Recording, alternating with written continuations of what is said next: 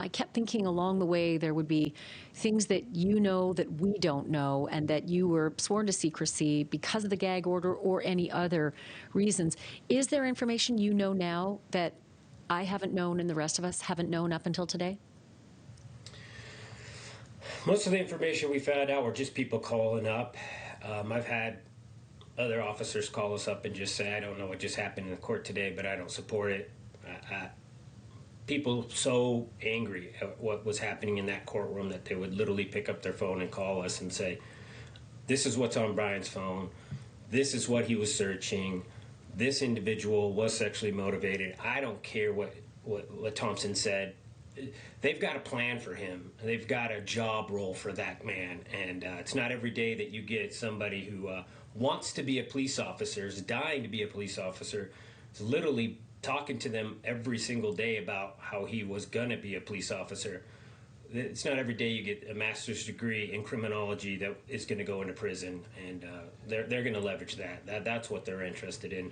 They're not interested in him being locked up in 23 hours of solitaire where he's not going to be able to have any influence. They want him to go in there and actually have influence and work with them. And be a resource for crime fighting in the future? Yeah. His fantasy was to be an officer, or the earliest one was like a Green Beret or something like that, a ranger. So this guy's had like these grandeur visions of himself since he was just a little kid. And I think one of the first things he told the officers when they arrested him in Pennsylvania was like, let's get a cup of coffee.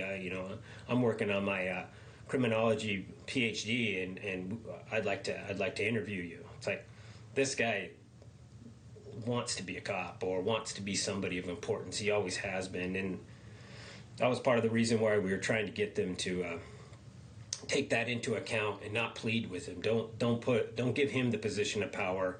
Basically, dictate the terms to him and say we're not going to accept this unless you prove who you are. I'm still fascinated by the comment he made upon arrest.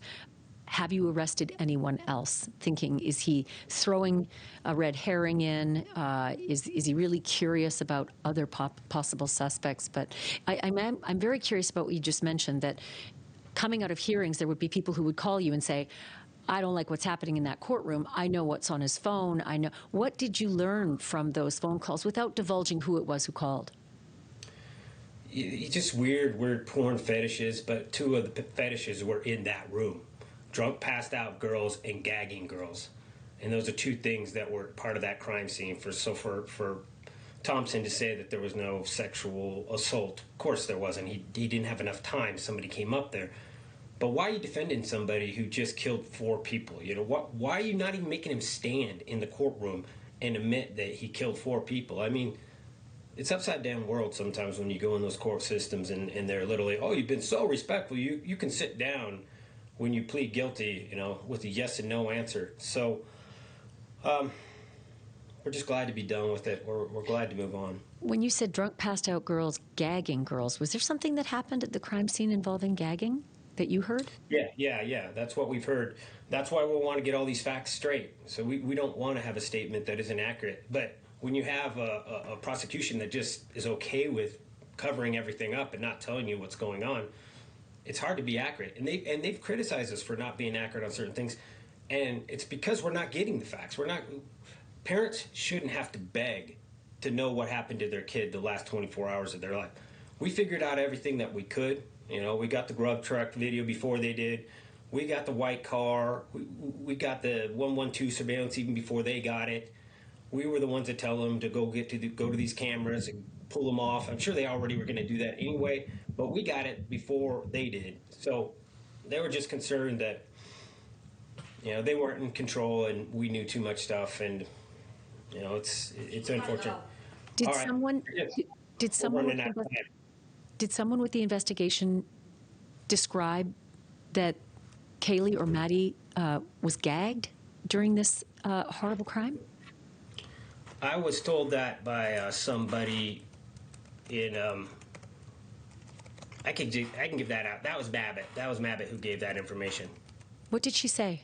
And I just, for our viewers right now, Kathy There was Babbitt, some damage here. There was some damage around her mouth, right here, like somebody had like pressed in and like tried to keep her quiet. that is information we had not heard before. Thank you for watching. Subscribe below and download our NewsNation app right now on your phone, and you will get fact-based, unbiased news for all Americans.